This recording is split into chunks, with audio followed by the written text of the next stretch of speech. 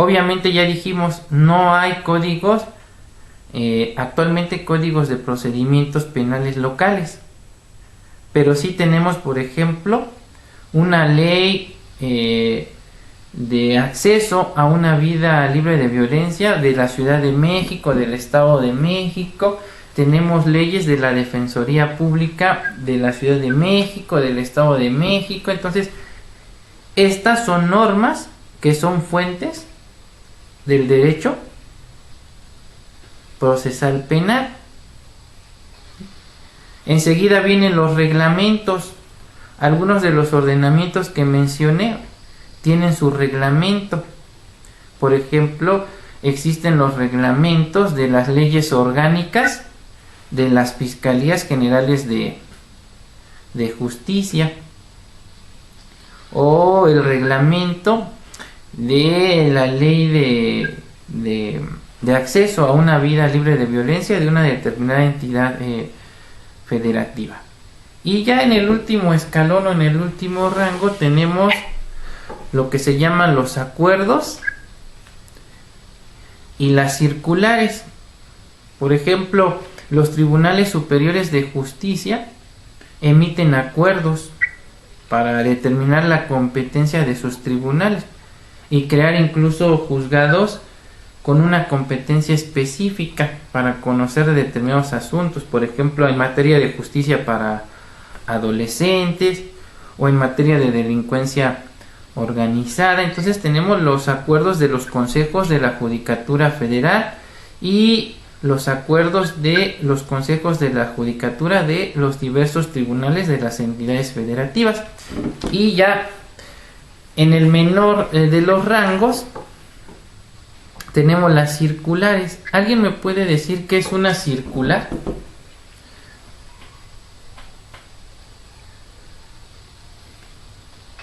Sí, Tomás. ¿Podría ser lo mismo que un memo? ¿Una información interna? Correcto, sí.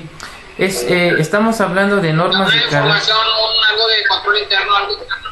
Sí, estamos hablando de normas de carácter interno del superior jerárquico al subordinado, donde se dan ciertas instrucciones o directrices que deben, aquí hablando del proceso penal, que deben observar dentro de un procedimiento penal, y que se supone que no pueden generar derechos y obligaciones hacia los gobernados, son simplemente reglas de carácter interno.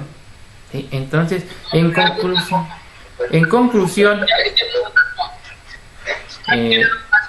por jerarquía, vamos a hablar entonces de las fuentes del derecho constitucional. En primera instancia, la Constitución y los tratados internacionales. Luego tenemos las leyes federales, abajo las leyes locales, luego vienen reglamentos federales, luego reglamentos locales, ¿sí? Luego vienen los acuerdos y finalmente las circulares. Todas esas serían fuentes del derecho procesal penal. Ahora pregunta, ¿y la jurisprudencia será considerada o no una fuente del derecho procesal penal? ¿Qué opina Andrea?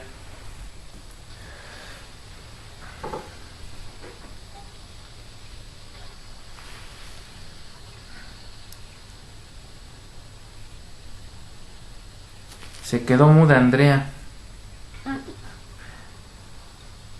Profe. Sí, Carlos. Sí sería. No, profe, es que no escuché bien. ¿Qué me preguntó? Que si la jurisprudencia puede ser considerada como una fuente del derecho procesal penal.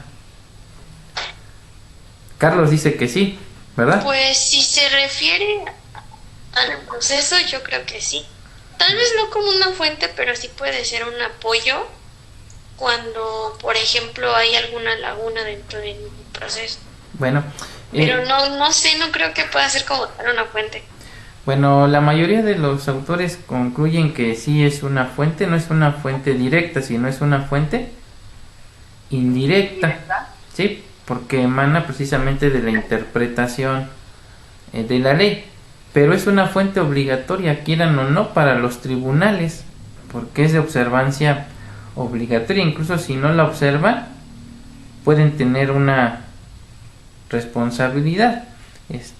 Ya más adelante veremos en otras asignaturas esta cuestión de la obligatoriedad de la jurisprudencia, y que derivado de la última reforma en materia judicial ahora se habla de una relativa obligatoriedad, porque la propia ley de amparo dice que los tribunales de la Federación no están obligados a respetar la jurisprudencia, sino que pueden emitir un nuevo criterio. Obviamente debe estar debidamente fundado y motivado, y establecer las razones por qué se dejó de aplicar un criterio anterior para emitir uno nuevo, pero se habla de una relativa obligatoriedad. Ahora, nosotros siempre que promovemos algún recurso o medio de defensa, pues citamos a la jurisprudencia, ¿no? Decimos, es más, yo mismo lo hago, ¿no? En las clases les digo, y al efecto sirve de sustento la tesis de jurisprudencia número tal, ¿no? Entonces, como tal, la jurisprudencia sí es una fuente del derecho, por lo tanto, sí puede ser considerada como una fuente del derecho procesal penal. ¿Preguntas en relación a este tema? Miguel, Andrés. ¿Se podría decir, doctor, que las normas y las fuentes del derecho procesal penal serían casi lo mismo? Bueno, acuérdense que las fuentes en su clase de introducción al estudio del derecho les dijeron que son fuentes reales, históricas y fuentes formales.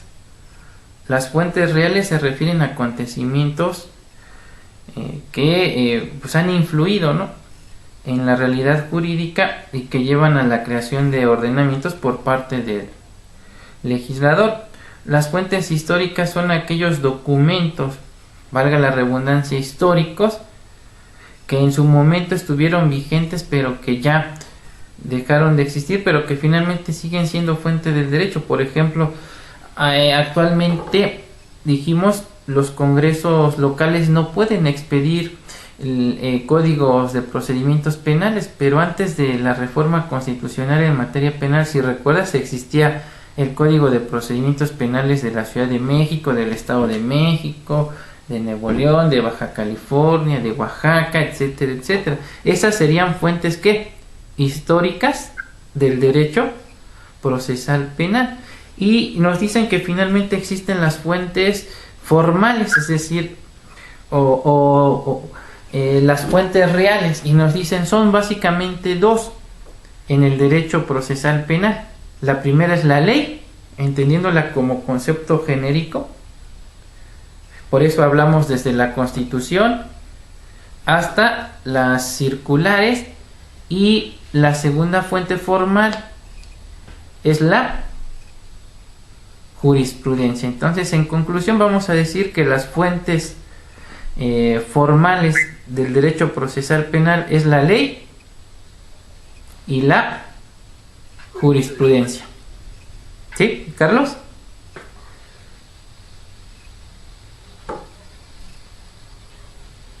Carlos, ¿sí quedó entendido?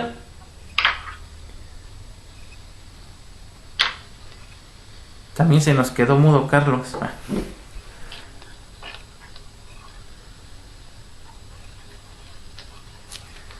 ¿Sí quedó claro, Miguel? Sí, doctor, gracias. Oh, de nada.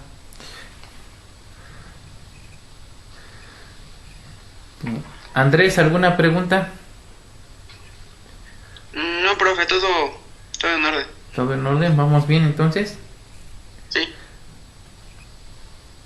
Ok, entonces ya vimos, lo último que vimos fue lo relativo a las fuentes.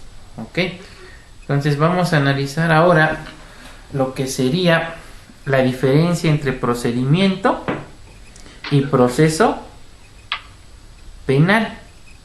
Ya en teoría general del proceso hicimos una diferencia entre lo que es propiamente el proceso y lo que es el procedimiento, y decíamos que En derecho procesal civil nos dicen que el proceso es el género y que el procedimiento es la especie, pero que en derecho procesal penal es a la inversa, ¿sí?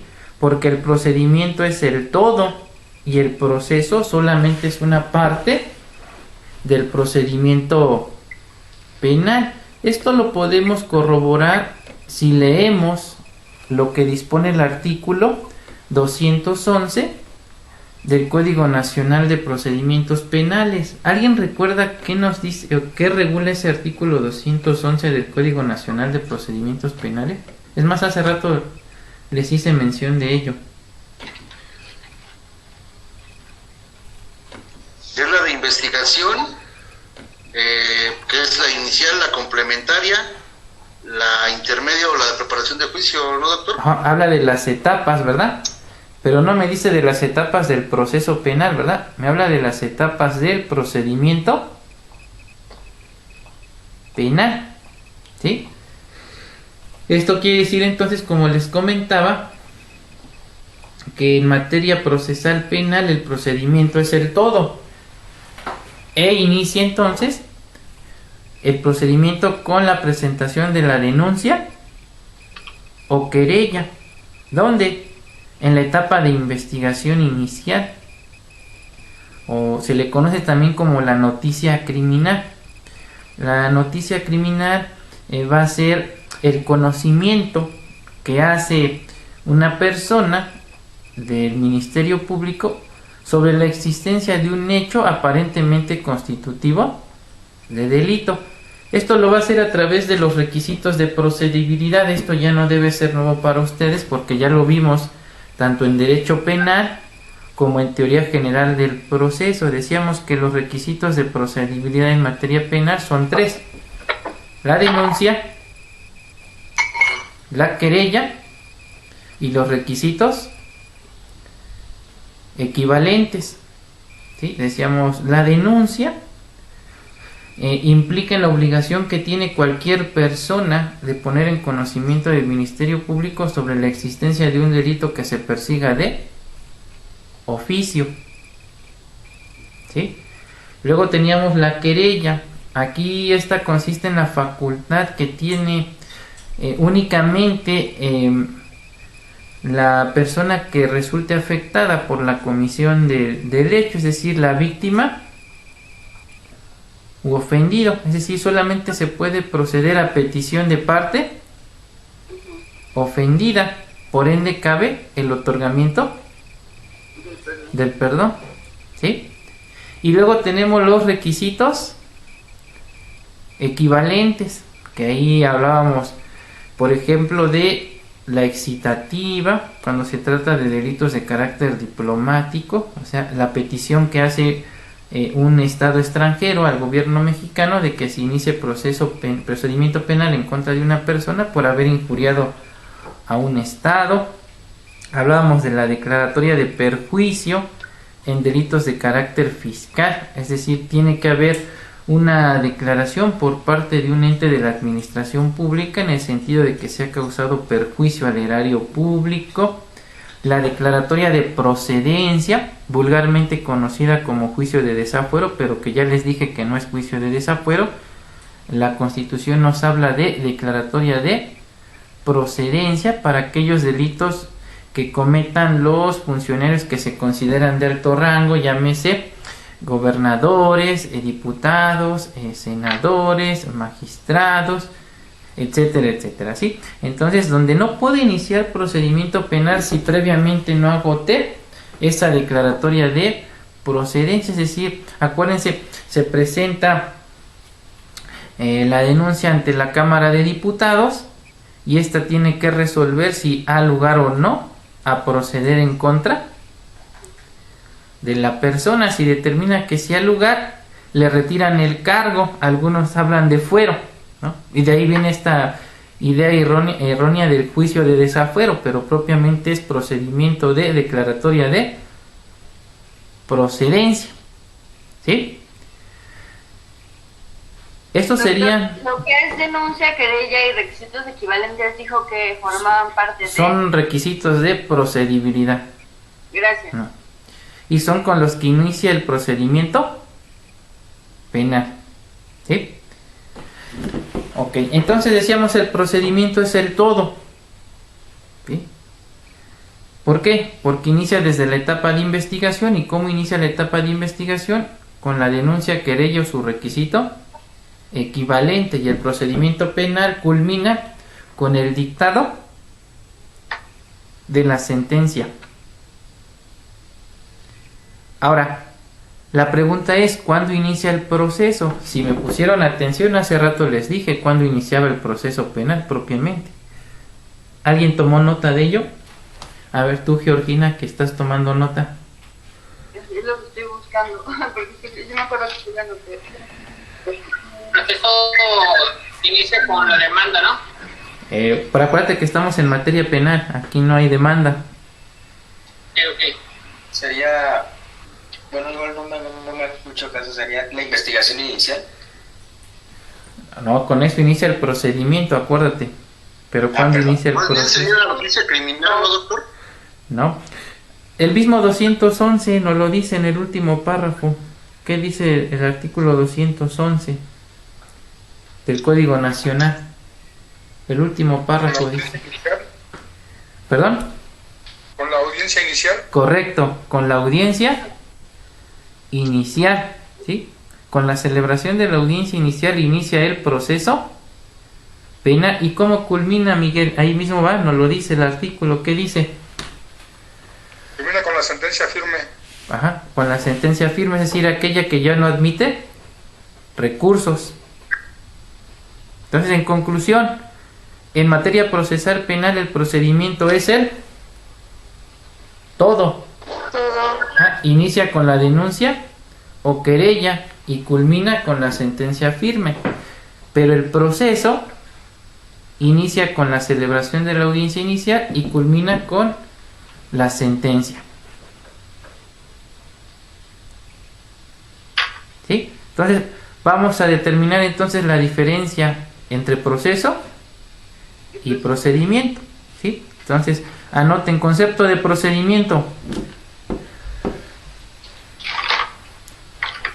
Pero ya no hablemos genérico, vamos a hablar de procedimiento penal. ¿Sí?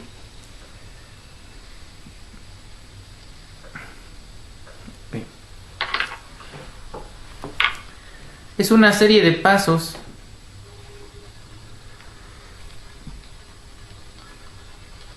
ordenados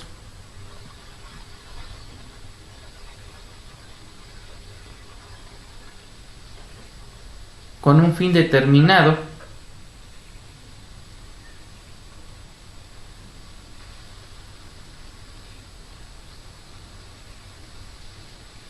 que pudiera culminar o no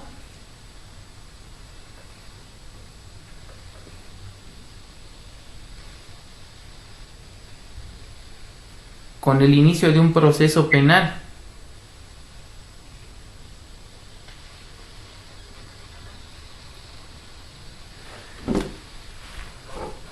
Hacemos un paréntesis. Fíjense bien, ¿por qué dijimos que pudiera culminar con el inicio no de un proceso penal?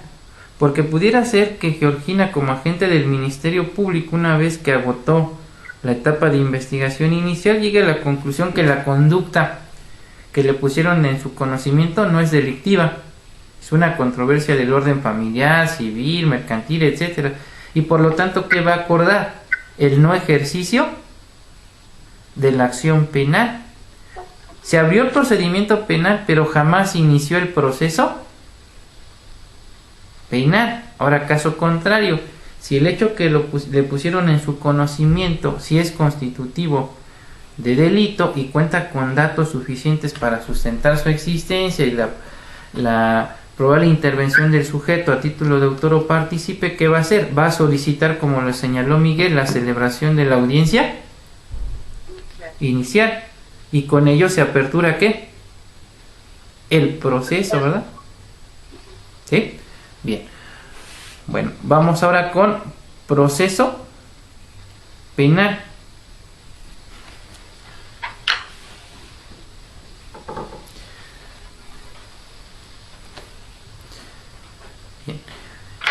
son los actos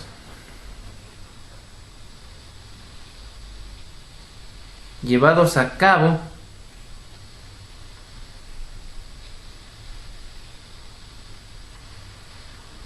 ante el órgano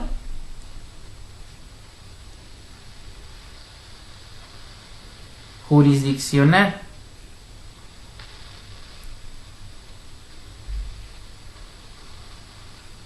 y que tienen por finalidad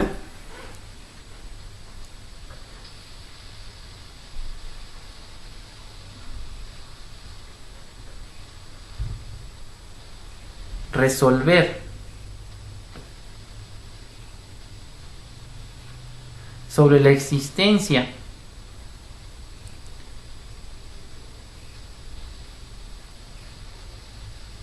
del delito y la responsabilidad penal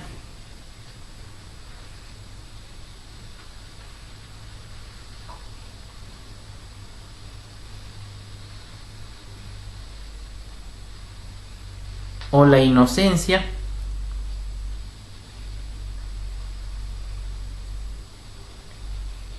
del acusado.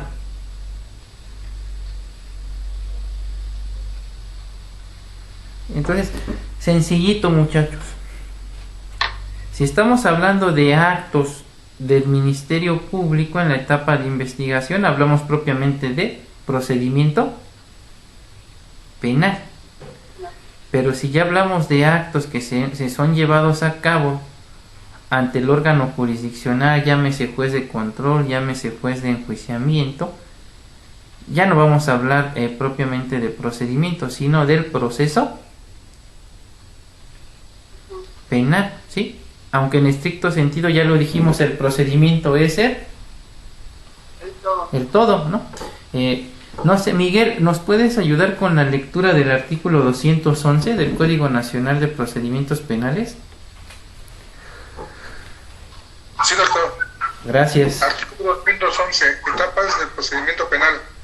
El procedimiento penal comprende las siguientes etapas. Fracción 1. La investigación, que comprende las siguientes fases. Inciso A. Investigación inicial, que comienza con la presentación de la denuncia, querella u otro requisito equivalente, y concluye cuando el imputado queda a disposición del juez de control para que se le formule la imputación. Inciso B. Investigación complementaria, que comprende desde la formulación de la imputación y se agota una vez que se haya cerrado la investigación. Fracción 2. La intermedia o preparación del juicio, que corresponde desde la formulación de la acusación hasta el auto de apertura del juicio. Y fracción 3. La de juicio, que comprende desde que se recibe el auto de apertura a juicio hasta la sentencia emitida por el Tribunal de Enjuiciamiento. La investigación no se interrumpe ni se suspende durante el tiempo en que se lleve a cabo la audiencia inicial hasta su conclusión o durante la víspera de la ejecución de una orden de aprehensión. El ejercicio de la acción inicia con la solicitud del citatorio, audiencia inicial, puesta a disposición del detenido ante la autoridad judicial, o cuando se solicita la orden de aprehensión o comparecencia, con lo cual el Ministerio Público no procederá de la dirección de la investigación. El proceso dará inicio con la audiencia inicial y terminará con la sentencia firme. Muchas gracias, Miguel. Entonces, en conclusión, sencillo, me dice que el procedimiento es el todo y que comprende diversas etapas. La etapa de investigación, que se divide en dos fases, inicial y complementaria. La etapa intermedia, lo que es la etapa de juicio, ¿sí? Y que el proceso como tal inicia entonces con la celebración de la audiencia inicial, ¿sí? Y que para que se dé esta celebración de la audiencia, el Ministerio Público debe ejercitar la acción penal, ¿verdad? Ya sea poniendo a disposición del juez de control al imputado, o bien solicitando citatorio, orden de comparecencia u orden de aprehensión, ¿sí? Bueno, todo eso lo vamos a ver ya de manera detallada a lo largo del presente curso. Hoy, digamos, solamente fue la introducción, ¿sí? ¿Esto qué quiere decir? Que tenemos que ver más adelante lo que son las etapas del procedimiento penal, propiamente lo que es la investigación en su fase inicial, en su fase complementaria. Vamos a ver en qué consiste la etapa intermedia, en qué consiste la etapa de juicio, lo relativo a los recursos o medios de impugnación. Ya nada más para concluir con lo que serían las generalidades, el día de hoy estaríamos viendo la diferencia entre lo que serían los sujetos procesales y lo que son propiamente las partes del proceso penal. Esto de alguna manera ya lo habíamos visto también en teoría general del proceso. Si recuerdan, también vimos la diferencia entre lo que eran los sujetos procesales y propiamente lo que eran las partes, obviamente desde el punto de vista de la teoría general del proceso, ¿sí? Y si recuerdan, decíamos que el sujeto procesal es toda aquella persona que interviene o participa dentro de un proceso. Entonces, hablando del proceso penal, vamos a hablar de sujetos procesales, todas aquellas personas que participan de alguna manera dentro del desarrollo del procedimiento penal. ¿Y quiénes pudieran ser esos sujetos? Obviamente, la víctima o ofendido, el imputado, obviamente la defensa como representante de los intereses del imputado, el asesor jurídico como representante de los intereses de la víctima u ofendido, el juez, porque es el que va a dirimir o resolver el conflicto penal. ¿Quién más? La policía, el Ministerio Público, las autoridades encargadas de vigilar el cumplimiento de medidas cautelares. Todos ellos van a ser sujetos procesales, ¿sí? Porque actúan dentro del procedimiento penal. Pero ojo, no todos tienen la calidad de parte. Tomás, ¿se acuerda quiénes pueden ser considerados parte dentro de un proceso? Retomando lo que vimos en teoría general del proceso.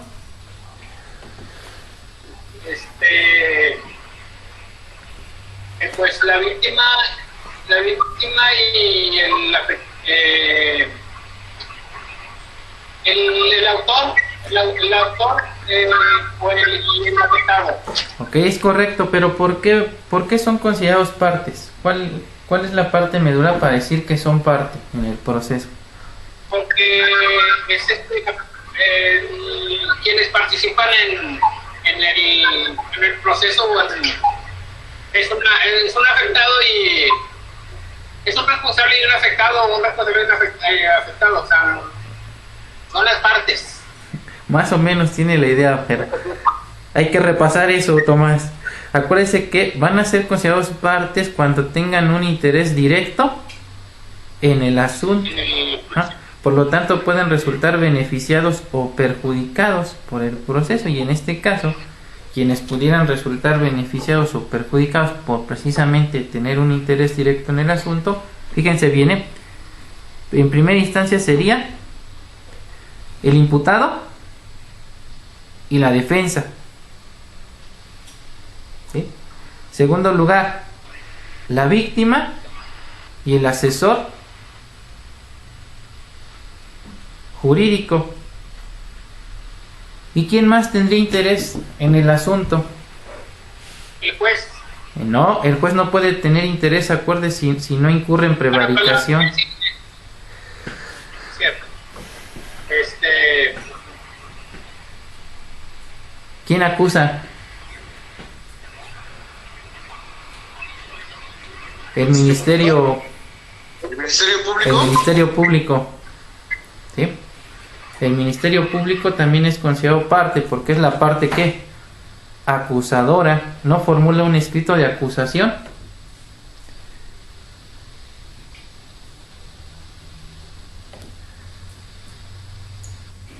Dijo que el segundo era la víctima, ¿y cuál? Bueno, es imputado y su defensor, ¿sí? Ajá. Víctima o ofendido y su asesor jurídico, ¿sí? Ok. Y Ministerio Público, Uy.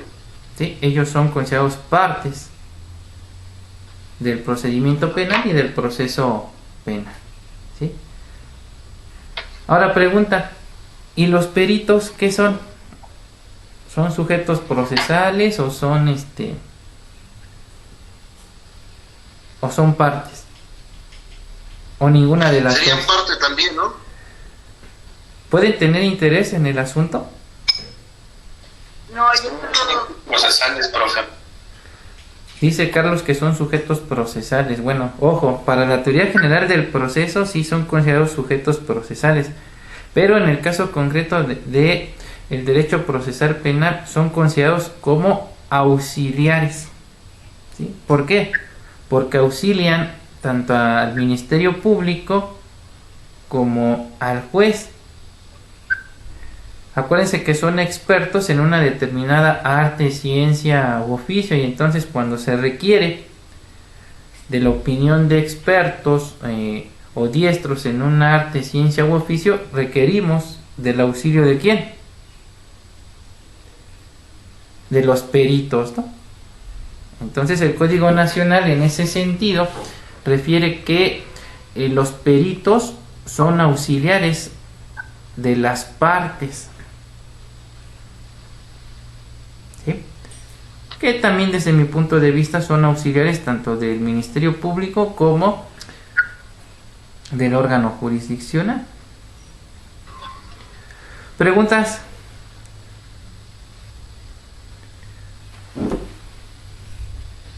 Yo todo bien, profe. ¿Todo No, bien? profe, todo bien. Ok, ahora. Las partes son únicamente los que tienen un interés dentro del proceso. Sí, que tienen un interés directo, por lo tanto se ven beneficiados o perjudicados. ¿Quién puede resultar beneficiado o perjudicado? Pues obviamente la víctima ofendido, ¿verdad?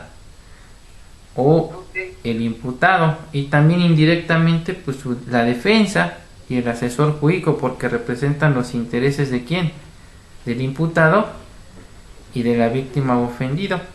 Y el Ministerio Público, porque acuérdense, es el titular de la acción penal, ¿sí? Bueno, muchachos, entonces con esto damos concluida la sesión de hoy.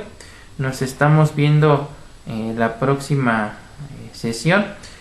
Si se dan cuenta, hay que estudiar algunas cuestiones que ya habíamos visto con antelación en teoría general del proceso. Si no tienen más que comentar, pues les deseo un excelente fin de semana y nos estamos viendo en nuestra próxima clase. Hasta luego. Ah, no es cierto, nos vemos al rato, ¿verdad? Ah, sí. Sí, Ah, cierto, nos vemos al rato. sí, nos vemos al rato. Al rato, profe. Sí, Al rato, sale, cuídense. ¿Y qué quieren la próxima semana?